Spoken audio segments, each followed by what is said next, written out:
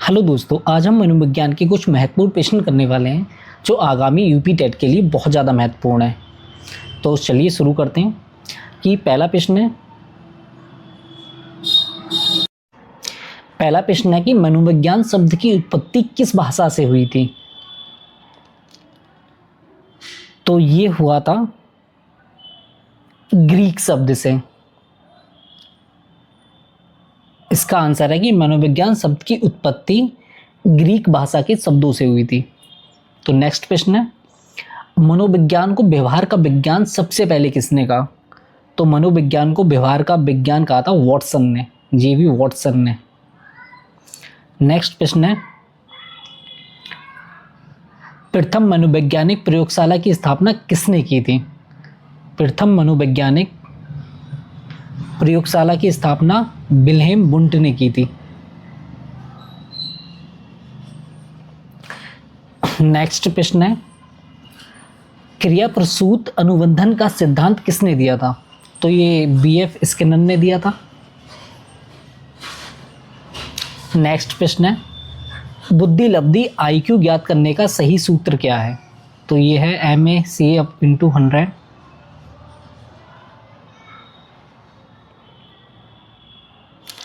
फिर next question है,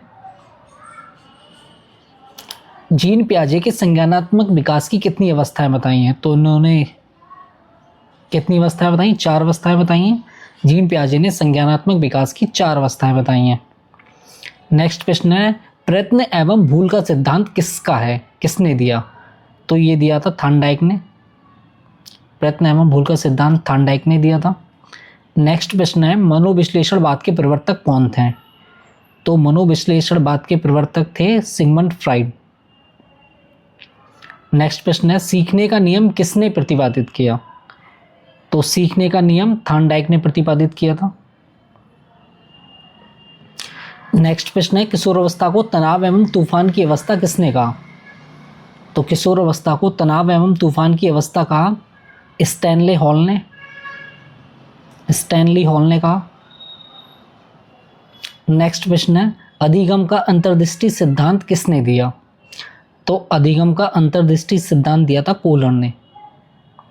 next प्रश्न है ना, व्यक्तित्व मापन की रोर्सा स्याही धब्बा परीक्षण विधि किसने दी। तो ये प्रश्न में ही छुपा है, हरमन रोर्सा ने दी। नेक्स्ट प्रश्न है, समाजीकरण की प्राथमिक इकाई कौन सी है। समाजीकरण की प्राथमिक इकाई कौन सी है। तो ये परिवार प्राथमिक इकाई होती है बच्चे की समाजीकरण की, परिवार को माना जाता है। नेक्स्ट प्रश्न है, आवश्यकता का पदानुक्रम सिद्धांत किसने दिया था। Hierarchy of needs. तो ये दिया था मैस्लो ने दिया था। नेक्स्ट प्रश्न है, बहुबुद्धि सिद्धांत के जनक कौन है। तो बहुबुद्धि सिद्धांत के जनक हैं गार्डनर साहब हैं।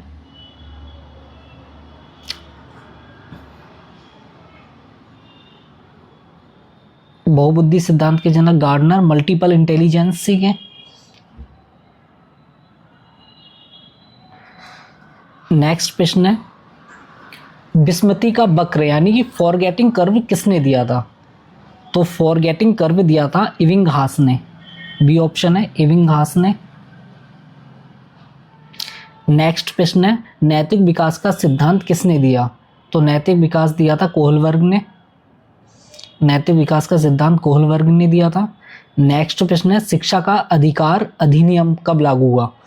शिक्षा का अधिकार अधिनियम यानी RTE कब लागू किया गया। तो ये RTE लागू किया गया 2010 में।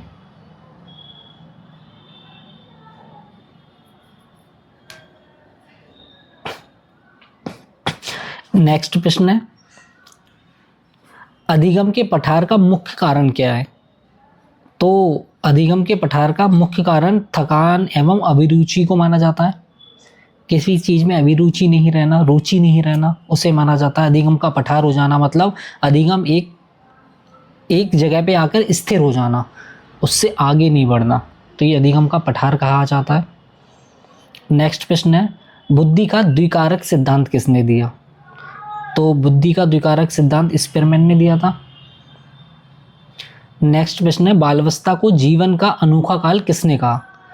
बाल अवस्था को जीवन का अनोखा काल कहा था कोल एवं ब्रूस ने। कोल एवं ब्रूस ने बाल अवस्था को जीवन का अनोखा काल कहा।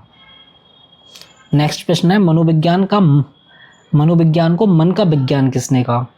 तो मनोविज्ञान को मन का विज्ञान, मनोविज्ञान यानी मन का विज्ञान, ये पोम्पोनोजी ने कहा था। नेक्स्ट प्रश्न है, सीखने का स्थानांतरण कितने प्रकार का होता है? तो सीखने का स्थानांतरण होता है 3 प्रकार का, या तो सकारात्मक होगा या नकारात्मक होगा या फिर शून्य होगा। नेक्स्ट प्रश्न है, थॉर्नडाइक ने अपने प्रयोग किस पर किए थे? तो थॉर्नडाइक ने अपने प्रयोग किस पर किए थे? बिल्ली पर किया था। थॉर्नडाइक ने अपने प्रयोग बिल्ली पर किए थे। नेक्स्ट प्रश्न और लास्ट प्रश्न है, शिक्षा की खेल विधि के प्रतिपादक कौन है? तो शिक्षा की खेल विधि के प्रतिपादक कुक है, कोल्डवेल कुक। इसका भी आंसर है Caldwell Cook. Okay, thank you guys.